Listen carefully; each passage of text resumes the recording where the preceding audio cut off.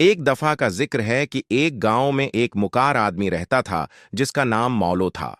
वो अपनी चालाकी और हाजिर जवाबी की वजह से पूरे इलाके में मशहूर था।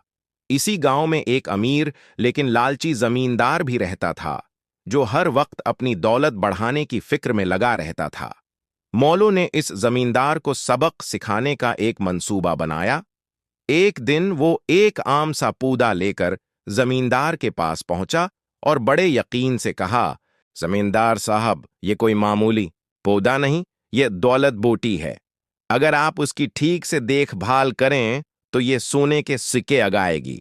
जमींदार की आंखें लालच से चमक उठीं और उसने फौरन वो पौधा मूलों से एक भारी कीमत पर खरीद लिया।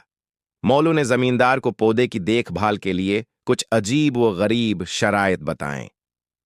उसने कहा, इस पौधे को रोजाना खालिस दूध से सेंचना होगा, उसे सुबह शाम धूप दिखानी होगी, और सबसे जरूरी बात, आपको हर रात उसके पास बैठकर खुशी के गीत गाने होंगे। जमींदार, जो दौलत के ख्वाबों में खो चुका था, बगैर सोचे समझे इन तमाम शराइत पर अमल करने लगा। वो रोजाना कीमती दूध जाये करता और रात भर पौधे के सामने बैठकर बेसरे गीत गाता। गांव वाले उसे ये सब करते देखकर हैरान होते, लेकिन जमींदार किसी की परवाह किए बगैर अपनी धन में मग्न रहा। उसे यकीन था कि उसकी मेहनत जल्द ही रंग लाएगी और वो सोने के सकों से माला माल हो जाएगा। आखिरकार वो रात भी आ गई जिसका जमींदार को बेसब्री से इंतजार था। 14वें का चांद आसमान पर पूरी आब और ताप से चमक रहा था और मौलो ने जमींदार को बताया था कि इसी रात पौधे पर सोने के सके गे। जमींदार सारी रात आंखों में उम्मीद लिए पौधे के पास बैठा रहा। वो बार बार पत्तियों को हटाकर देखता कि शायद कोई सिक्का नजर आ जाए, लेकिन वक्त गुजरता गया और कुछ भी ना हुआ। रात ढलती गई और जमींदार की बेचैनी बढ़ती गई, मगर दौलत बोटी पर एक भी सिक्का ना अगा। सूरज तुलवा होने तक उसकी सारी उम्मीदें दम तोड़ चुकी थीं और वो थक हार कर मायूसी के आलम में वहीं बैठ गया।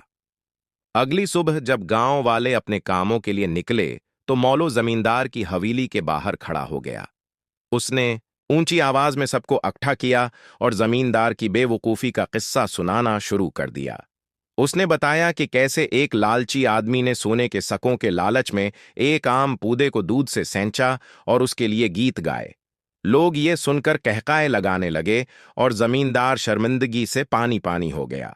उसका सिर झुक गया और उसे अपनी लालच पर शदीद पछतावा हुआ।